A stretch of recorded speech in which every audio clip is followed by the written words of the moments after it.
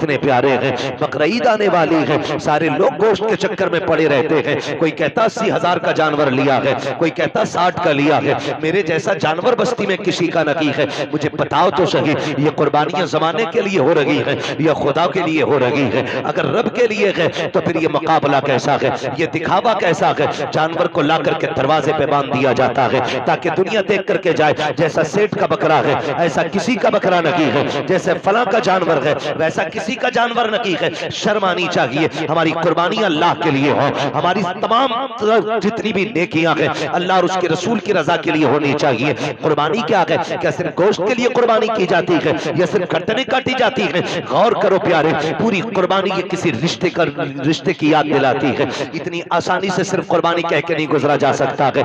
आप देखो तो सही तारीख का ये बाप पलटो, लोग हज करने के लिए जाते हैं, सफा मरवा की सही ये माँ बाप की और औलाद के रिश्ते की याद दहानी है। आप देखें जमजम आप पिएंगे तब भी तुम्हें माँ और बेटे का रिश्ता दिखाई देगा। आप जाएंगे जब शैतान को कंकर मारेंगे वहां भी तुम्हें बाप बेटे का रिश्ता दिखाई देगा। जब गर्दन पे छुरी चलाते हो जानवर की, गौर से देखना वहां भी बेटे का बाप का रिश्ता नजर आएगा।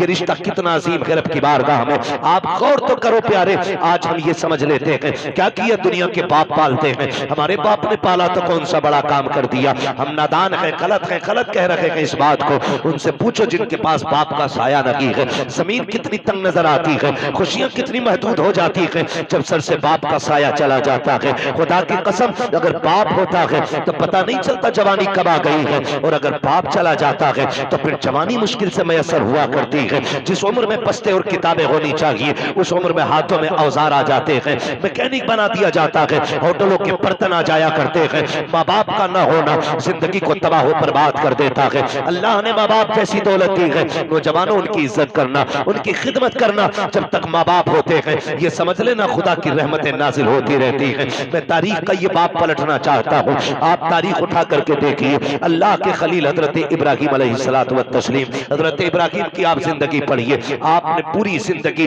रब की बारगाह में इम्तिहानात पेश किए, क्यों ना करते? क्योंकि खलील है, अल्लाह के दोस्त हैं, कुर्बानियां पेश कर रहे हैं, इम्तिहानात की मनाजिल से गुजरते जा रहे हैं। आज जानवर कुर्बान करने की बात आती है। अभी बात बताई थी, जैसा कि कहा गया था, अभी मुफ्ती साहब ने बताया था कि जब कुर्बानी की बात आती है लोग बहाना कर देते हैं, कर्जा है नहीं कर सकते, पता नहीं है चटनी नहीं चल रही है, रोटी नहीं चल रही है। और अगर कोई बेचने लग जाए अभी 1 लाख का मोबाइल खरीद लेगा, 70,000 का मोबाइल खरीद लेगा, लेकिन कुर्बानी के लिए 3500 रुपए देते हुए कलेजे फट जाया करते हैं। तुम्हें सोचना चाहिए कुर्बानी अल्लाह की बारगाह में बहुत बड़ी इबादत है। फरमाया गया कुर्बानी के दिनों में कुर्बानी से बड़ी कोई इबादत नहीं है। अगर कुर्बानी की जगह पे आप एक सोने का ढेर भी अल्लाह की राह में खर्च कर दो तब भी अल्लाह उतना राजी नहीं होता है जितना तुम्हारी कुर्बानी से अल्लाह राजी हुआ करता है। इसमें बहाने ना बनाया करें, इसमें आप हीले तलाश करके ना निकला करें। तारीख का ये बाप पलटिए, शुक्र अदा करें अल्लाह ने जानवर की कुर्बानी मांगी है। अगर बेटे की कुर्बानी मांग लेता तो?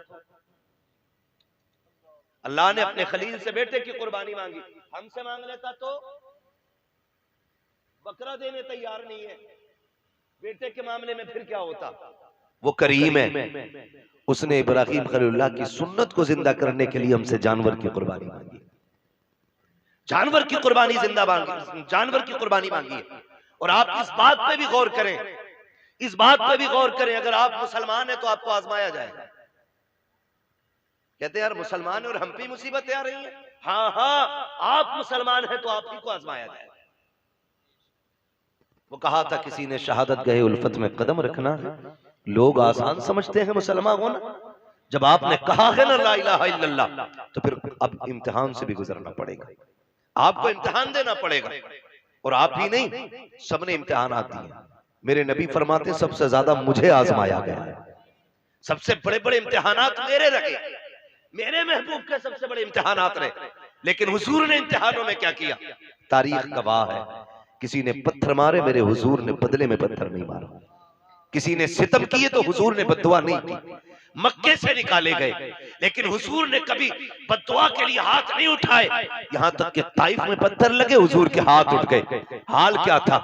जूतियां खून से भरी हैं, बदन कपड़े खून से शराबोर है, चेहरे से खून बह रहा है, लेकिन हाथ उठे तो यही कहा था मालिक इन्हें अजाब ना देना, इन्हें बख्श दे मालिक, इन्हीं की नस्ल से दीन के अलमबरदार पैदा फरमा दे। ये हमारे हौसले हैं, ये हमारे मामलात हैं। जरा से इम्तिहान आता जाए लोगों को कलेजे फट जाते हैं। हम मुसलमान हैं, हम पे ये सितम हो रहा है, हम मुसलमान हैं, हम सताए जा रहे हैं, कहाँ है अल्लाह की मदद नहीं आती, कब आएगी अल्लाह की मदद। ओ भाई, इम्तिहान की घड़ियां हैं, इनको जरा संभल के पार करना है। जो इम्तिहान में पार हो जाता है, इम्तिहान पास कर जाता है, समझ लेना दुनिया भी कामयाब है, आखिरत भी कामयाब है। कैसे कैसे आजमाया जाता है, यही अल्लाह के खलील है। आपको कैसे आजमाया गया, जंगल में रखा गया, अल्लाह के खलील ने सब्र किया, फिर क्या किया गया, लोगों ने बहुत सताया, परेशान किया, आपने पुत तोड़े, लोग दुश्मनी पे आमादा हो गए, यहाँ तक के नारे नमरूद को तैयार किया गया। आग इतनी तेज थी कि परिंदा कोई ऊपर से गुजरता तो वो गिर जाया करता था और मर जाता था उसकी तपिश से। अल्लाह अकबर, तारीख का ये बाप पलटते चले और देखते चले। जब उसी नमरूद की आग में डालने की बारी आई, हजरत जिब्रील अमीन ने आके कहा था, इब्राहिम रब के खलील हो, मैं रब की बारगाह तक जाता हूँ, अगर कोई जरूरत हो तो बताएं।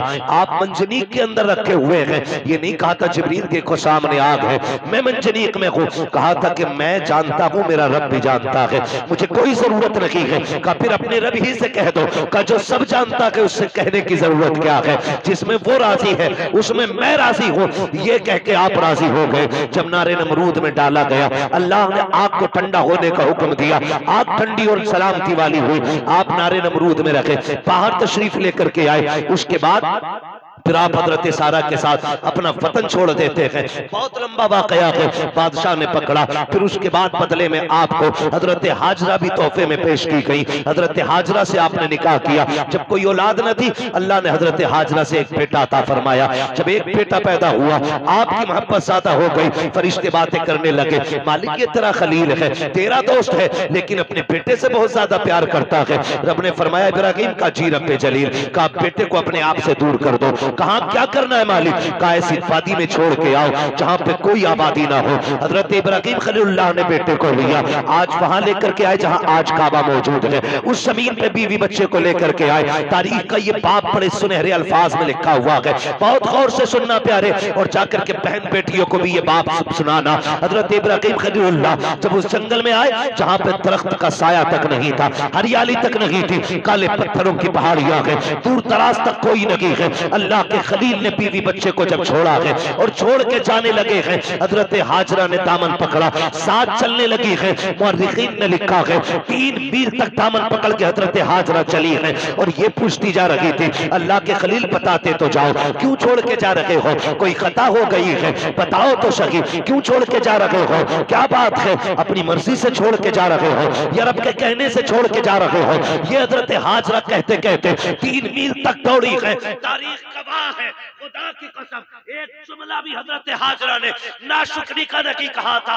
आज शौहर अगर बीवी के पसंद के कपड़े न लाता है तो फिर बीवियां बिगड़ जाया करती हैं, कहती तुम्हारे घर में सुकून नहीं मिला है, जब से तुम्हारे घर में आई हो मुझे मिला कि क्या है, इस तरह के ताने दिया करती हैं। ए मेरी बेटी, मेरी बहन, कान खोल के सुन लेना, तेरी जन्नत तेरे शौहर के कदमों में रखी गई है। तू लाख सजदे कर ले, लाख नवाफिल पढ़ ले, अगर तेरा शौहर तुझसे नाराज है तो खैरियत नहीं है। अगर तेरा शौहर 2 पैसे की चीज लेके आता है, उससे चेहरा बिगाड़ के बात ना कर, उसका मुस्कुरा के इस्तेमाल करना। तू नहीं जानती है कि तेरे शौक तो इतने हैं कि शौहर की कमाई उतनी नहीं है। लंबी लंबी लिस्टें बना के दी जाती हैं, मुझे 7,000 का जोड़ा चाहिए, 8,000 का जोड़ा चाहिए। मेरी बहन तो कनीज़े फातिमा ज़हरा है, तेरे लिए जन्नत में महल्लात तैयार किए गए हैं, जन्नत में जन्नती लिबास तेरे लिए है। फकत इतना करना है, तुझे अपने शौहर की रजा में राजी रहना है। तू कौन है, तेरी औकात क्या है, ना तू वली की बेटी है, ना तू नबी की बेटी है, ना तू नबी की बीवी है, ना तू वली की बीवी है। तारीख का ये बाप पलट के तो देखो, हजरत हाजरा को अल्लाह का खलील छोड़ के जा रहा है, जंगल में छोड़ के जा रहे हैं, कोई दरख्त नहीं है, कोई साया नहीं है, जंगल की जंगल है। 3 मील तक दौड़ी है, दामन पकड़ के दौड़ के कहा था, खलील ये तो बता के जाओ क्यों छोड़ के जा रहे हो, इतनी सी खजूरें, इतना सा पानी, ये किसके सहारे है। अल्लाह के खलील की आप तारीख पढ़िएगा, आग में डाले गए हैं, अल्लाह के खलील नहीं रोए गए, वतन छोड़ा गए नहीं रोए गए, नमरूद की फौज ने पीछा किया गए नहीं रोए गए, लेकिन जब बेटे को जंगल में छोड़ के जा रहे हैं, लोग कह दिया करते हैं मेरे बाप का रिश्ता की क्या है, मेरा बाप मुझसे प्यार नहीं करता है, गैरत आनी चाहिए। खुदा की कसम वो खलील जो नमरूद की आग से लग करके नहीं रोया, वो खलील जो आग में डाला गया तब आंसू नहीं आए, दुश्मनों ने पीछा किया तब नहीं रोया, लेकिन आज जब बेटे को छोड़ के जा रहे हैं, आंख से आंसू टप टप गिरते जा रहे हैं। शरीक हयात ने कहा था अल्लाह के खलील बताते तो जाओ, इस जंगल में क्यों छोड़ के जा रहे हो? अच्छा ये बताओ अपनी मर्जी से छोड़ रहे हो या रब ने हुक्म दिया है? इतना सुनना था। अल्लाह के खलील ने कहा था हाजरा प्यारी सौजा बता तो सके, अगर रब ने किसी को ऐसा बेटा दिया हो और वो भी कोई शुरू उम्र का ना हो, 70 साल की उम्र में मिला हो, और यूं ही नहीं जिसको दुआओं में मांगा हो, सजदों में रो के मांगा हो, तब जाके इस्माइल सा बेटा मिला हो, क्या ऐसे बेटे को कोई जंगल में छोड़ जाएगा? अपनी मर्जी से छोड़ के जाएगा? कहा हाजरा ये अपनी मर्जी से छोड़ के नहीं जा रहा हो, बल्कि अपने रब के कहने से छोड़ के जा रहा हूं। हजरत हाजरा ने इतना सुना, तवक्कुल अल्लाह देखिए, अल्लाह पे भरोसा देखिए, इतना सुनना था, दामन छोड़ा, मुस्कुरा के कहती है खलील फिर ठहरो, ये पानी भी ले जाओ, खजूरें भी ले जाओ। कहा क्या करोगी? कहा जिस रब की मर्जी से छोड़ के जा रहे हो वही रब खाना भी दे देगा, पानी भी दे देगा। इसे तवक्कुल अल्लाह कहते हैं। क्या बात है। नारे तकबीर, नारे रिसालत, मसलके आला हजरत खतीब अहले सुन्नत मुफ्ती हम्माद रजा मुरादाबादी, नारे तकबीर। ये रिश्ता होता है माँ बाप का, इसे समझने की कोशिश करें। जो खलील नारे नमरूद से न रोया, वो बेटे की जुदाई पे रो दिया, वो बेटे को छोड़ते वक्त रो दिया। सोच तो सही, कैसे कह देते हो मेरा बाप प्यार नहीं करता? खुदा की कसम खा के कहता हूं, मंडी चले जाओ, मार्केट चले जाओ, जितने मजदूर थैले हाथ में लेके खड़े होते हैं ना, उनसे पूछना इस उम्र में क्या जरूरत थी इतनी गर्मी में काम करने की? सिर्फ यही कहेगा बच्चों का पेट है, बच्चों के लिए आया हूं। बच्चों की जरूरतें माँ बाप को मौत तक ले जाती है, और औलाद कहती है क्या किया है मेरे बाप ने, क्या किया है मेरे बाप ने? खुदा की कसम अगर तेरे हलक में हराम का लुकमा नहीं जाने दिया है तो सबसे बड़ा एहसान किया है तेरे बाप ने, बहुत बड़ा एहसान किया। और मैं ज्यादातर नौजवान बेटे आपसे गुजारिश कर जाऊं, आप ही के रामपुर से एक दिन फोन आया, कहा गया कि मौलाना हमारे अब्बा को समझाइए। मैंने कहा बात क्या? उसने कहा रिश्ते नहीं हो रहे हमारे। मैंने कहा वजह? उसने कहा वजह यह है कि जो भी रिश्ता करने आता है वो ये पूछता है कि तुम्हारा बाप क्या करता है, या मेरे बाप से पूछता आप क्या करते। तो जब वो कहते हैं हम रिक्शा चलाते, तो रिश्ते करने वाले लौट के चले जाते। तो उसने कहा हमें गैरत आ रही है, हमारा बाप रिक्शा चला रहा है। मैंने कहा ठंडे दिमाग से सोच, शाम को तेरा बाप आता है तो कपड़े पसीने में भीगे होंगे। कहा हाँ। तो मैंने कहा उसके तलवे चूमा कर, वो पसीना बहा के कमा के लाता है, किसी का खून बहा के कमा के नहीं लाता है। हमारी दुनिया को हो क्या गया है? हमें करोड़पति चाहिए, चाहे दलाल हो, रिश्वतखोर हो, ब्याज लेने वाला हो, हराम की दौलत इकट्ठे करने वाला हो। ये चार चांद कब तक? जब तक मौत नहीं आ रही। जिस दिन मरोगे तो याद रखना गरीब की भी कब्र वही बनती है जहां अमीर की बनती है। फिर इतराना किस बात पर है? नौजवानों, अपने मजदूर बाप की इज्जत करना, मजदूर बाप की इज्जत करना। उसने कम से कम तुम्हें हलाल के लुक़्मे खिलाए। फरमाया गया जो हराम के लुक़्मे खा के पड़ेगा जिस्म, वो जहन्नम का ईंधन बनाया जाएगा। क्या यह एहसान नहीं किया बाप ने कि ईंटें ढोता रहा, रक्शे चलाता रहा, बोझ उठाता रहा, लेकिन किसी के आंसू बहा के पैसा नहीं लाया, किसी का हक मार के पैसा नहीं लाया, किसी को सता के पैसा नहीं लाया। तुझे क्या पता है? लोग कहते मजदूर के घर बेटी नहीं देनी है। मैं कहता हूं अगर बेटी देनी है तो मजदूर के घर दे। खुदा की कसम तेरी बेटी को जो इज्जत मजदूर के घर मिल सकती है वो दुनिया के दौलतदार के घर नहीं मिलेगी। किसी रिश्वतखोर या प्याजुए के घर जाकर के तेरी बेटी को वो इज्जत नहीं मिलेगी। जो एक मजदूर के घर तेरी बेटी बेटी को इज्जत और सुकून मिल सकता है। वजह ये है आज हम इज्जत मजदूर को जलील समझते हैं। महबूब की चौखट है। एक गरीब सहाबी आए, आका करीम को सलाम पेश किया, अर्ज करते हैं या रसूल अल्लाह, आज माशरा बहुत बिगड़ता जा रहा है, क्या बात है? आका हम मजदूर डिपार्टमेंट से ताल्लुक रखते हैं, हमारी मजदूरी नहीं दी जाती है, लोग पैसा मार लेते हैं, आका में कई कई दिन तक धक्के दिए जाते हैं। मेरे नबी ने इतना सुना उठ के खड़े हो गए, फरमाया मुसाफा नहीं करोगे? कहते हैं या रसूल अल्लाह, हाथ ऐसे नहीं है जो आपके हाथ में दिए जा सके। क्या बात है? काका इन हाथों से मजदूरी करता हूँ, हाथों में छाले पड़े हैं, फेटे हैं, कहाँ आप जैसे आपके गुलाम जैसे हाथ, कहाँ मेरे ये सख्त हाथ। आका खैरत आती है आपके हाथ में हाथ देते हुए। मेरे नबी ने उसके हाथ देखे, फरमाया ला तेरे हाथों को बोसा दे दो। इतना सुनना था, मजदूर की आंख में आंसू आ जाते हैं। या रसूल अल्लाह, आप बोसे की बात करते हैं, यहाँ मजदूर को बगल में बैठा के कोई पानी नहीं पिलाता है, यहाँ साथ बैठा करके कोई एक प्लेट में खाना नहीं खिलाता है। आका आप हैं कि चूमने की बात कर रहे हैं। मेरे नबी ने इतना सुना, फरमाते हैं खाली सिर्फ निजाम नहीं बनाना है, बल्कि जमाने को मजदूर की इज्जत भी बतानी है। आका करीम ने जब मजदूर के हाथ को बोसा दिया, तड़प गया आका, इतनी इज्जत। फरमाया सिर्फ इज्जत नहीं, एक कानून भी बता रहा हूं, जाओ जमाने से कह देना कि मजदूर की मजदूरी पसीना सूखने से पहले दे दो। कहा ये इज्जत किसने दी है? तो बता देना ये इज्जत मदीने वाले मुस्तफा ने अता की। हम मजदूर को हिकारत से देखते हैं, और मेरे नबी ने फरमाया लो एक इज्जत का ताजोड़ दे रहा हूं। हुजूर कौन सा? फरमाया अल कासिबु हबीबुल्लाह, जो मेहनत मशक्कत करके कमाएगा, कयामत में अल्लाह उसे अपने हबीबों की सफ में जगह अता फरमाएगा। तो कम से कम इतना ख्याल करें नौजवानों, हम तो अपने बाप की मेहनत का ख्याल करें। अगर ये दुनिया वाले हमें मजदूर का बेटा कहते हैं तो कहने दें, हमें उस बाप की इज्जत करनी है जिसने चौक में गालियां खा के, मजदूरी पे धक्के उठा के हमें पाला है। तुमसे तो कम से कम इतनी तवक्को होगी उस बाप को कि कोई इज्जत करे ना करे, मेरा बेटा तो इज्जत देगा ना। अगर वही औलाद उसे जलील करने लगे तो बताओ वो जी के क्या करेगा? क्या करेगा वो जी के? जब वही औलाद उससे कहती हो कि तुझे टुकड़े डालने से बेहतर है कुत्ते को टुकड़े डाल दिया जाए, क्या करेगा वो बाप जी के? उसे हार्ट अटैक नहीं आएगा? उसे हार्ट अटैक नहीं आएगा? वो रोएगा नहीं अपनी कमनसीबी पे? क्या वो भूल गया होगा उन दिनों को जब तुझे गोद में उठा के वो गली गली फिरता रहा? मुझे बताओ, तुझे सर्दियों में बुखार आया, बाप ने सारे कंबल तुझे उड़ाए, खुद ठंडी में सिकड़ता हुआ मंडियों के, गलियों के, बाजारों के, हॉस्पिटलों के चक्कर लगाता रहा, खुद मर गया लेकिन बेटे को जिंदगी दे गया। लाजिम है हर बेटे पे अपने माँ बाप की इज्जत करे, अपने माँ बाप की इज्जत करे।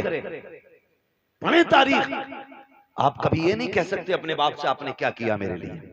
खुदा की कसम, जितना एक बाप कर देता बेटे के लिए, कोई तुम्हारे लिए उतना नहीं कर सकता। मैं तो चैलेंज के साथ कहता हूं, एक बाप को तोलने के लिए ना खुदा की कसम जिंदगियां कम पड़ जाएंगी, लेकिन बाप की मशक्कतों का अंदाजा नहीं लगाया जा सकता।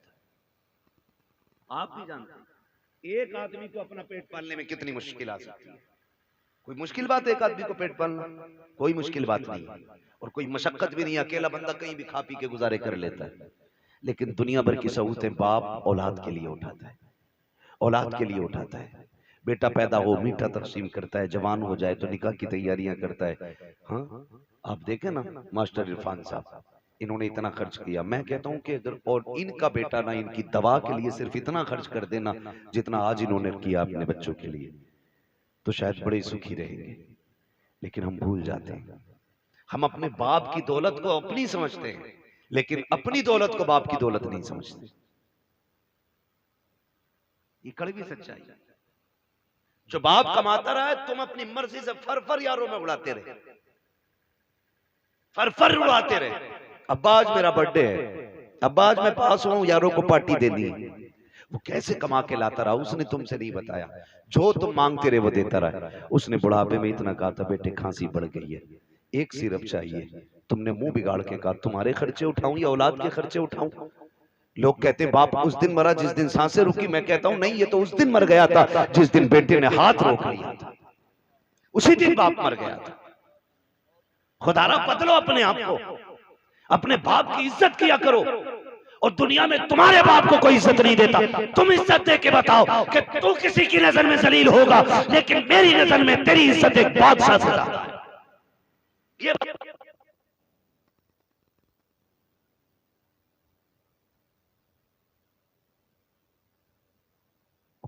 कम से कम में आके तुम्हारी मोहब्बत की जाए तो उसकी थकन उतर जाए, ये कोशिश किया। अक्सर नौजवान मेरे सामने बैठे, अल्लाह करे हर नौजवान अपने बाप की इज्जत करने लग जाए, बाप की इज्जत करने लग जाए। हम तो ये सोचते हैं ना, ये सोचते हैं ना जो भी कमाया वो हमारा है, हमारे बाप का कुछ नहीं है। नहीं, ख्याल करो यार, ख्याल करो। एक बाप की जिंदगी अपनी औलाद के लिए पूरी सर्व कर देता है बाप। मैं अर्ज कर रहा था, अल्लाह का खलील बेटे को छोड़ते वक्त, बेटे को छोड़ते वक्त, बेटे को छोड़ते वक्त अल्लाह के खलील रो दिए, रो दिए। तारीख का ये बाप भी पलटे। तवज्जो है? थके तो नहीं अभी?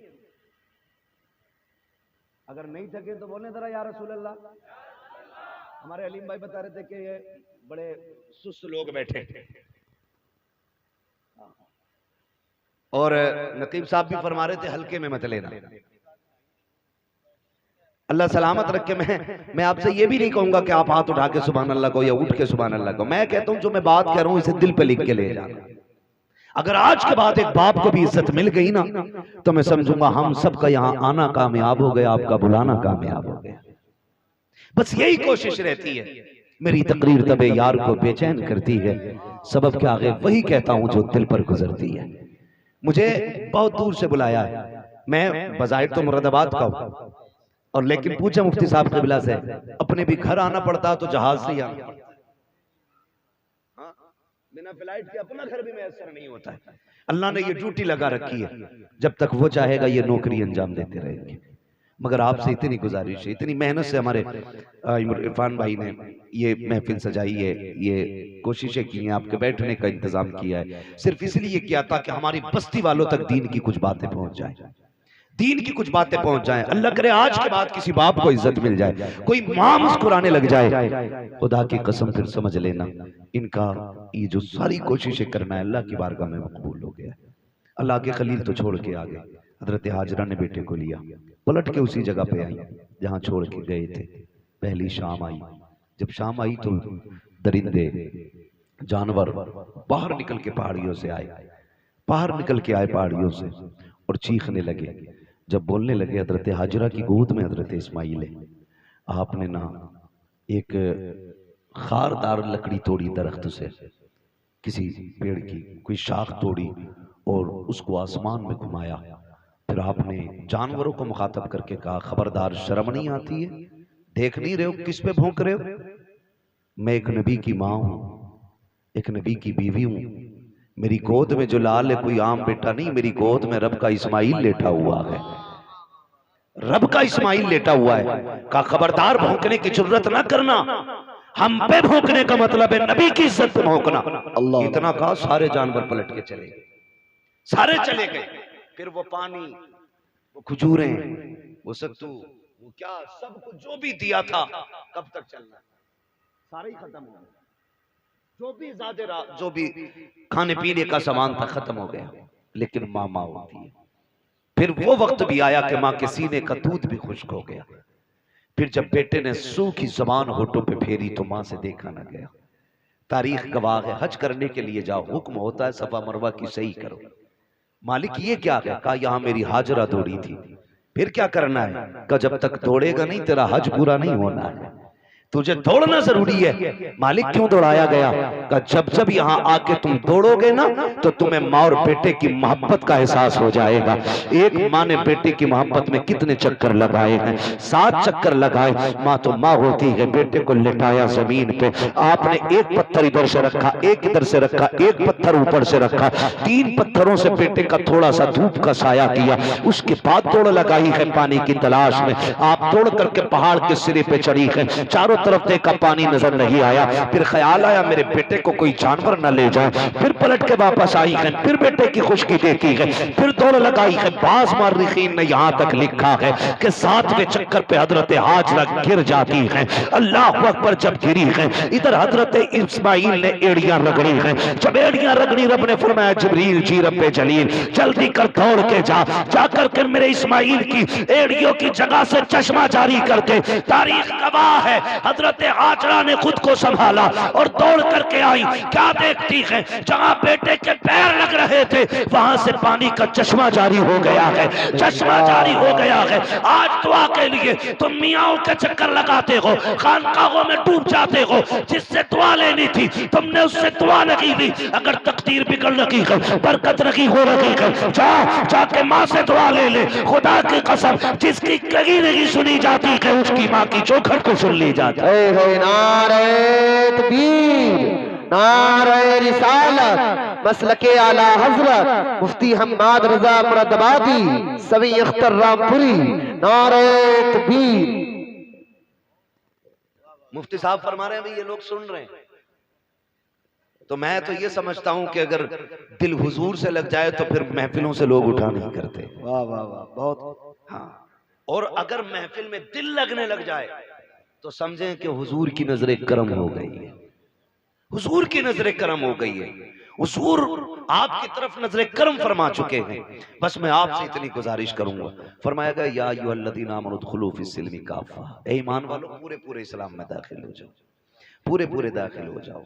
अल्लाह तौफीक दे। कुर्बानी आ रही है तो सारे लोग कोशिश करें, कुर्बानी करें। जिन पर वाजिब है करेंगे इंशाअल्लाह, जिन पर वाजिब है करेंगे इंशाअल्लाह। उम्मीद है जितने नौजवान बैठे हैं जो भी साहिब निसाब होंगे इंशाअल्लाह वो कुर्बानी जरूर करेंगे।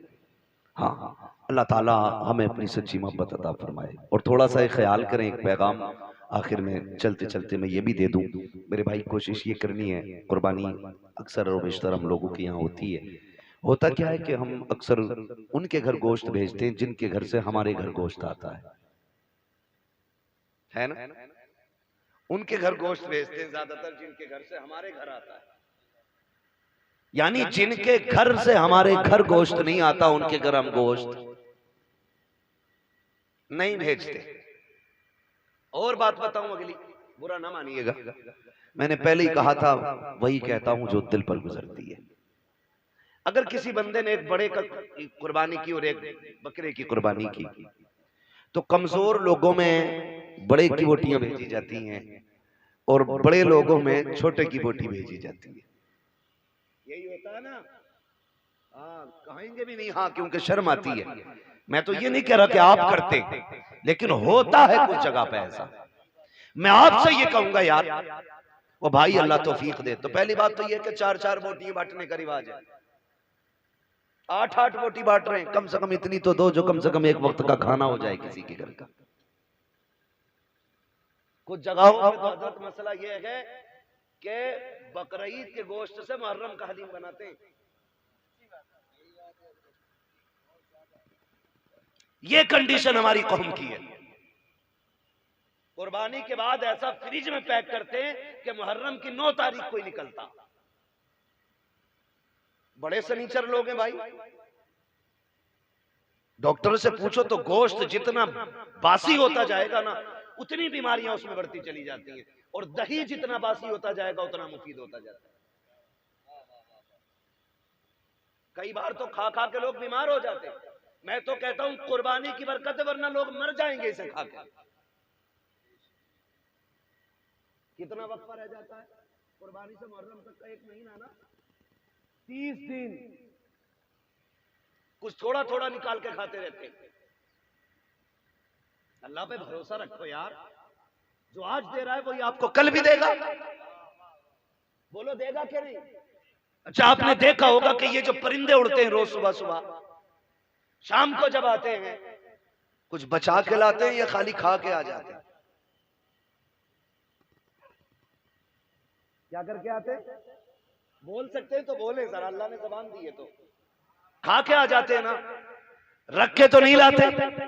अगले दिन फिर उड़ते हैं, फिर खा के आते हैं।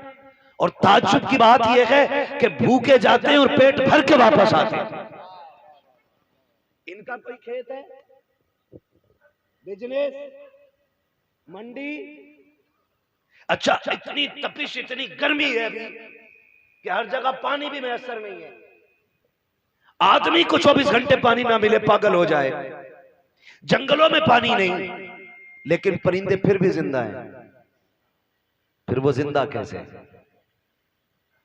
पानी कौन देता है? अल्लाह देता है ना। वो रोज खा के उड़ के आ जाते, छोड़ के नहीं आते, क्योंकि उनका भरोसा ये है कि हमें रब देने वाला है। क्या बात है, बहुत अच्छा है। रब देने वाला है। जानवरों का भरोसा अल्लाह पर है। इंसान 1 महीने के लिए रखे पड़ा। ये तो कुर्बानी का है। लोगों ने जन्नत का उठा के रखना शुरू कर दिया था, वो अल्लाह ने वो बंद कर दिया था।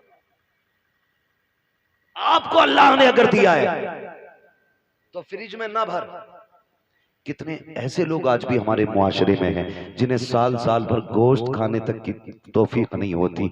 वजह इतनी ये है कि कंजूस नहीं है, कमजोर लोग हैं, मजदूर लोग हैं, महंगाई ने कमर तोड़ दी है। किसी के आगे बेटियां जवान हैं, किसी के घर में बेटे परेशान है, किसी को बीमारी ने घेर रखा है, कोई मुसीबत में है, कोई आजमाइशों में है, कोई बीमारियों में है। इस वजह से कितने लोग गोश्त नहीं खा पाते हैं। अल्लाह ने तुझे तौफीक दी है। ओ यार, अगर तूने बकरे की कुर्बानी की है, अमीर तो 8वें दिन 10वें दिन बकरा खा ही लेता है। कभी उस गरीब के घर भी बकरे का गोश्त भेज दिया करो, जिसके बच्चे बाप से कहते हैं बकरे का गोश्त हमने नहीं खाया है। कभी हमको भी बकरे का गोश्त खिलाया जाए। कई बार मजदूर गरीब मंडी गया है, कई बार दुकान जाकर के लौट आया है, का बेटे गया तो था 700-800 का रेट था, इतनी तो तेरे बाप की मजदूरी भी नहीं है, जितने का गोश्त था ये सोच करके बाप लौट आता है। तुम्हें रब ने अगर तौफीक दी है, अगर तुमने छोटे की कुर्बानी की है अल्लाह की रजा के लिए, कभी उन गरीबों के घर दे दो जिनके यहाँ कभी गोश्त नहीं गया है। खुदा की कसम खा के कहता हूँ, तूने 4 बोटी अगर अमीर के लिए दी है, चर्चों के लिए दी है, ताल्लुकात के लिए दी है, सिर्फाफा के लिए दी है, तो ये 4 दिन के लिए है, खत्म हो जाएगा। अगर तूने वही बोटियां किसी गरीब की दिलजोई के लिए दी है, खुदा की कसम मर के कयामत में आना, अल्लाह तुझे इज्जतों के ताज अता फरमा। भाई वाह वाह वाह, जिंदाबाद जिंदाबाद, बहुत खूब। गोश्त उन्हें दे जिनके यहाँ हुआ ही ना हो। कई बार ऐसा होता है जिनके घर कुर्बानी हुई है, 2 क्विंटल में सिर्फ 50 किलो इसके घर रखा, और मोहल्ले वालों ने भी एक तसला भेज दिया। और कितने गरीब ऐसे होते हैं कि बकरा ईद के घर दिन भी उनके घर में दाल बनती है। इसे ईद कहते हो? तेरी बस्ती के अंदर अगर एक बंदा भी ईद के दिन चटनी से खाएगा तो तुझे गैरत से मर जाना चाहिए। अल्लाह तौफीक दे तो ये गरीबों में तकसीम करेगा। आपके घर के होते हुए किसी घर में दाल या चटनी नहीं। आज ये रब की दावत का दिन है, रब की दावत का दिन है। हर घर में गोश्त की खुशबू आनी चाहिए, हर घर में तकसीम करें। और याद रखिए, जो अल्लाह के लिए करता है फिर अल्लाह कभी उसको गिरने नहीं देता है, गिरने नहीं देता है। और वो लोग बेवकूफ हैं जो उठा के रखते हैं। जब बर्तन खाली होता तभी नया भरा जाता है, जब पहले से भरा होता तो फिर उसमें जगह ही नहीं होती, वो भरेगा कहां से? आप खाली करते रहो, मेरा रब तुम्हारे बर्तनों को भरता रहेगा। जो खर्च करना नहीं जानते उन्हें कमाइयों का भी तरीका नहीं आता है। कमाई का भी तरीका उन्हीं को आता है जो खर्च करना जानते हैं। आप अपनी कमाई में गरीबों का हिस्सा रखें। कुर्बानी आ रही है, सारे लोग कुर्बानी करें। अल्लाह तौफीक दे, अपने बच्चों को दीन की तालीम दे। जिस तरह हमारे इरफान भाई ने अपने बेटों के अकीक़े की खुशी में, बेटियों की खुशी में माशाल्लाह खुश नसीब है। फरमाया गया अल्लाह जिसे 3 बेटियां दे और वो पाल पोस के उन्हें इज्जत से रुखसत कर ले, हुजूर ने फरमाया वो बंदा जन्नती होता है, वो बंदा जन्नती होता है। और फिर अल्लाह ने 3 बेटियां दी हैं, मुज्दा मुकम्मल है। यहाँ तक कि 2 बेटियों के लिए भी खुशखबरी है, 1 बेटी वाले के लिए भी खुशखबरी है। लेकिन सबसे पहले 3 का तज़किरा आया था। अल्लाह ने 3 बेटियां दी हैं, 1 बेटा दिया है। अल्लाह आपको भी बेटी बेटा देना। तो मैं तो ये कहता हूँ कि बेटी पे भी उतनी खुशी किया करो जितने बेटे की पैदाइश पे खुशी करते हो। इसलिए कि याद रखना, कभी कभी बेटे वो काम नहीं करते जो बेटियां काम कर जाया करती हैं। और बेटियों की मोहब्बत बाप से हमेशा जुदा होती है। बेटी के प्यार को बेटों का प्यार नहीं लगा करता है। आप भी जानते होंगे आपसे जितनी मोहब्बत आपकी बेटी करती है उतना आपका बेटा नहीं करता होगा, इसलिए कि बेटियां तड़प जाती हैं बाप के बगैर। पूरी जिंदगी वो सिर्फ बाप के चेहरे की मोहताज रहती हैं। और फिर अल्लाह ने बेटी की मोहब्बत भी बाप के दिल में कैसी डाली है। मेरे नबी ने खातून जन्नत को सीने से लगा के कहा था मेरी फातिमा मेरे जिगर का टुकड़ा है। जिस दिन मेरे नबी ने कहा मेरी फातिमा मेरे जिगर का टुकड़ा है, उस दिन से आप जाकर के मंडी में देखो सफेद बालों वाला रक्षा चला रहा होगा, कमर झुकी है लेकिन मजदूरी कर रहा होगा। क्या बात है चाचा, क्यों मजदूरी कर रहे हो? कहा बेटी को रुखसत करना है। ये बाप तो कत्ल कर देता था, ये बाप तो दफन कर देता था इस बेटी को। आज इस बेटे बाप के दिल में बेटी का प्यार कितना आ गया है। खुदा की कसम बुढ़ापे में मजदूरी कर रहा है ताकि बेटी को इज्जत से रुखसत कर सके। और जब घर आता है ना तो सारी थकन बेटी का चेहरा देख के उतर जाया करती है। ये प्यार अल्लाह ने बेटियों का दिल में जिंदा रखा है, ये कायम किया है। जब बेटी शुरू शुरू में पैदा होती है तो बाप को बोझ लगती है, जैसे जैसे दिन बढ़ते जाते हैं वैसी वैसी बेटी की मोहब्बत के दिल में चिराग रोशन होते चले जाते हैं। फिर यही बेटी जब रुखसत होती है तो बाप किसी की मैयत पे इतना नहीं रोता जितना बेटी की रुखसती पर रोया करता है। ये प्यार किसने पैदा किया है? ये रब ने पैदा किया है। अल्लाह बेटा दे तब भी खुशी मनाओ, बेटी दे तब भी खुशी मनाओ, इसलिए कि बेटा नेमत होता है, बेटियां खुदा की रहमत हुआ करती है। नेमत का हिसाब दोगे, रहमत का हिसाब नहीं होगा। और फरमाया गया कि बेटियां बाप के लिए जहन्नम की और बाप के दरमियान दीवार होती है। जिनको बेटियां रब ने दी है, सिर्फ बेटी नहीं दी गई है बल्कि उसे जन्नत का परवाना दे दिया गया। अल्लाह हमें बेटियों की इज्जत करने की तौफीक अता फरमाए, बेटियों से प्यार करने की तौफीक अता फरमाए। हम अपने बेटे बेटियों की खुशी में इसी तरह की महफिलें बात करते रहे। बस जो हुए गलत उनको माफ फरमाए रब्बे कायनात। जिंदगी ने दिया साथ, फिर होगी मुलाकात, चमन रहा फूल खिलेंगे, जिंदगी रही फिर मिलेंगे। मुसाफिर हम भी मुसाफिर तुम भी, किसी मोड़ पर फिर मुलाकात होगी। फकीरान आए सदा कर चले, सदा खुश रहो ये दुआ कर चले। सारे लोग कलमा शरीफ पढ़ लीजिए, ला इलाहा इल्लल्लाहु मुहम्मदुर रसूलुल्लाह। मेरी सारी बातें याद रखेंगे, माँ बाप की इज्जत करेंगे इंशाल्लाह। सारे बोले इंशाल्लाह और जोर से। अपनी जिंदगी में अपने बाप को दुख नहीं होने देना है। कोई हमारे बाप को इज्जत दे ना दे, हम अपने बाप को इज्जत देंगे। दुनिया कितना भी नीचा समझे लेकिन हम अपने बाप को यह एहसास दिलाएंगे कि हम अपने बाप को एक बादशाह से ज्यादा इज्जत देते हैं। हमारी जिंदगी में हमारे बाप का वो वकार है जो बादशाह का वकार रियाया की नजर में होता, ये हमें एहसास दिलाना है और अपने बाप की खिदमत करनी है। अगर उनकी जिंदगी आपको मिल गई है तो आप खुशनसीब होंगे अगर उनकी खिदमत करके जन्नती हो जाएंगे। आपकी कमाई अगर बाप पे लग रही है तो आप नसीब वाले हैं। किसी की कमाई कुत्तों पे लगती है, किसी की कमाई मुकदमों में लगती है, किसी की कमाई झगड़ों में लगती है, किसी की कमाई बीमारियों में लग जाती है। नसीब वाले हैं जिनकी कमाई माँ बाप के काम आ जाया करती है। अपनी कमाई का हिस्सा अपने माँ बाप पे खर्च कीजिएगा। दूसरी बात मैंने कही थी, कुर्बानी आ रही है, जिन पे कुर्बानी वाजिब है वो सारे लोग कुर्बानियां करें। तीसरी बात एक और ये भी कही मैंने कि खुदारा अपने दुश्मनों को माफ करने का हौसला पैदा करें। अगर आजमाइशें हों अल्लाह की तरफ से, कोशिश ये करें कि हम इस आजमाइश में मुकम्मल उतरेंगे। मुसीबत आए सब्र करना है, अल्लाह इज्जतें दे शुक्र करना है। शुक्र करने के तरीके ये होते हैं, अल्लाह ने दौलत दी है तो अल्लाह का जिक्र किया जाए, अल्लाह को राजी किया। ये नहीं कि प्रधान के बेटे पे दौलत आ गई तो वो डीजे न बजा रहा है, लड़कियां नचा रहा है ला करके। ये कोई कमाल नहीं है। मौत आनी है, मौत आनी है, सबको मरना है। पैसा तो अगर बात की जाए तो सभी पे होता है लेकिन सबकी दौलत दौलत उस्मानी नहीं होती है। दौलत उस्मानी वो होती है जो अल्लाह और उसके रसूल के नाम पे खर्च की जाती है। अल्लाह और उसके रसूल के नाम पे जो दौलत खर्च की जाती है तो कोशिश ये करें हम अपनी कमाई को हराम जगह नहीं हलाल जगह खर्च करेंगे ना इंशाल्लाह। ऐसे सारे नौजवान वादा करते हैं इंशाल्लाह माँ बाप की इज्जत करेंगे, रिश्तों का ख्याल करेंगे। याद रखिएगा मैंने कहा जैसे इरफान भाई ने आज अपने बच्चों की खुशी मनाई है ना, हमारे बाप ने भी हमारी विलादत की खुशी मनाई होगी। इतनी खुश हुए होंगे वो, बल्कि इनसे भी ज्यादा खुश हुए होंगे। हर कोई यही अपने बारे में तसव्वुर करे तो कोशिश ये करें हमें अपने माँ बाप को दुख नहीं देना है। कुर्बानी में जब गोश्त की बारी आए तो तकसीम करना है, दो बोटियां नहीं, कम से कम इतना देना है कि किसी के एक घर की किसी दिन की हंडिया हो जाए। कभी कभी ना तो किसी के लड्डू किसी के घर की मुसीबत बन जाते है ना। किसी मोहल्ले में बेटा पैदा हुआ किसी के तो 2 लड्डू भेज दिए, घर में बच्चे 4 लड्डू 2। या तो इस हिसाब से लड्डू दिया करो जितने मेंबर हैं उतने दे दो। तो कभी कभार लठियां चल गई घर में, आग लगे ऐसे लड्डुओं को भाई जो किसी के घर का चैन उड़ा दे। अगर दिया भी करो तो इतना दिया करो कि किसी के घर में झगड़ा ना। समझ रहे मैं जो कुछ कहना चाह रहा हूं। 4 बोटी नहीं देनी है, कम से कम इतना दो कि एक वक्त गरीब के घर की हंडिया हो जाए, इतना कम से कम दिया करो। अल्लाह ताला हमें महबूब के तरीके पे अमल करने की तौफीक अता फरमाए। वमा अलैना इल्लल बलाग। सारे लोग मेरे साथ पढ़ लें, अस्तगफिरुल्लाह रब्बी मिन कुल्लि ज़ंबिन व अतूबु इलैहि वमा अलैना इल्लल बलाग। अस्सलामु अलैकुम व रहमतुल्लाहि